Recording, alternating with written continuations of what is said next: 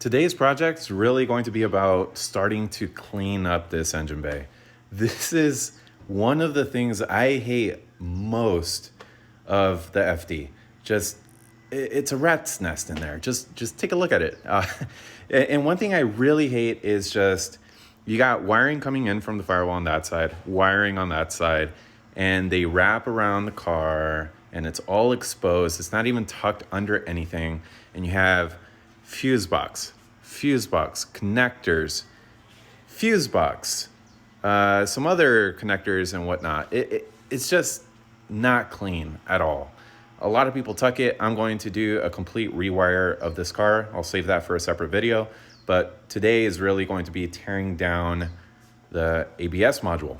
So the ABS module, I need a little bit extra space for some of the stuff I'm going to be doing. And sincerely, I just don't care for ABS on this car. Yeah, it's going to be a street car. ABS would be nice in a street car. You know, you never know when you actually need to slam on the brakes. But I'm never going to drive this car in wet weather. And quite honestly, I mean, this is a module back from the early 90s. Like, who's to say that that probably even works anymore? Since I'm starting off with the brake module or the ABS module and removing this, I'm trying to get rid of as much of the fluid as possible. The last thing you ever want is dripping brake fluid on any type of paint surface. It just eats up your paint. So I'm going to be evacuating the fluid first. I took as much out from the master cylinder as I could. And now what I'm doing is I'm going to the bleed valve on the brake calipers. And I'm using this fluid extractor. Operates pneumatically, so it just sucks out any of the fluid.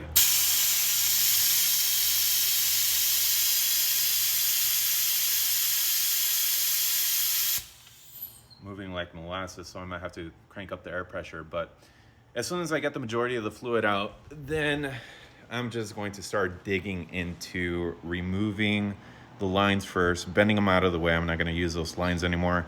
And then start to remove the bolts that are holding it to the... Got a good amount out, and it was super dirty. So I'm glad I'm doing that anyway.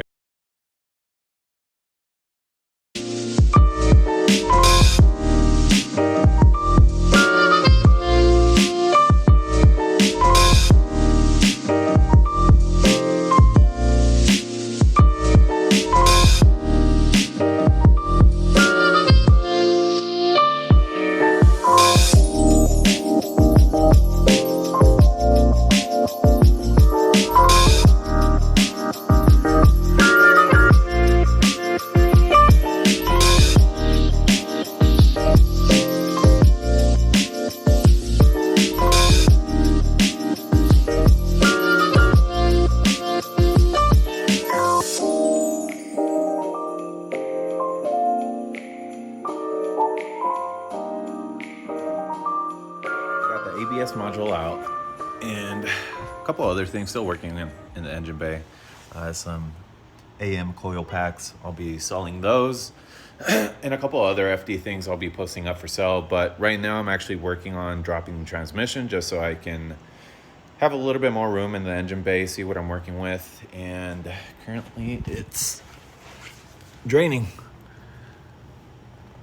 So as soon as it's finished draining, that way when I pull the drive shaft out, it's not gonna pour all over my floor. So I gotta remove the drive shaft and the power plant frame, the PPF on the Mazda, kind of unique to the RX-7. That's going to be gone with the LS swap. And then from there, it's nice that the transmission has a pretty nice flat surface to put the jack underneath and just drop it. So got the exhaust out, it's a HKS high power, really good condition, just need to go ahead and clean it up. I'll use it for the LS, should sound pretty nice. I also got the transmission out. That wasn't actually that bad.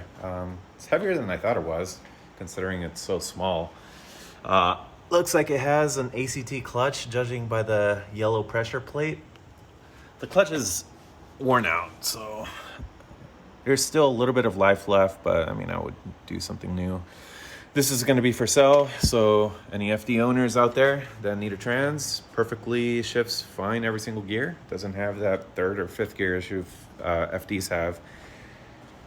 And never knew until I got the Mazda that RX-7s have a power plant frame. If you don't know, this essentially connects the transmission instead of having like a typical transmission brace.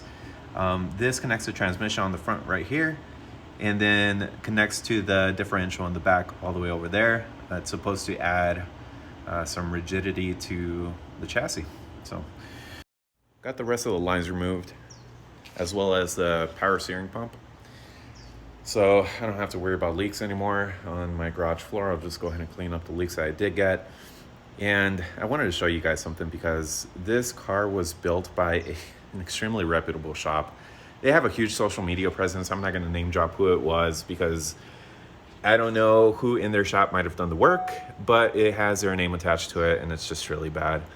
So like, for example, they integrated into the stock harness with speaker cable wiring, and then this power cable is running through the steering column hole in the firewall. So that means they punctured through a rubber grommet and next to a spinning component.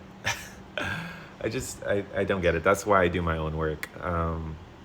And why I'm also going to be doing a lot more of my own work than I used to in the past. So part of what you're going to see and me continuing to make these videos is also learning how to fabricate. So next step is actually going to be removing the front bumper. I'll do a time lapse on that, and so I can remove the factory harness as well as the intercooler. So.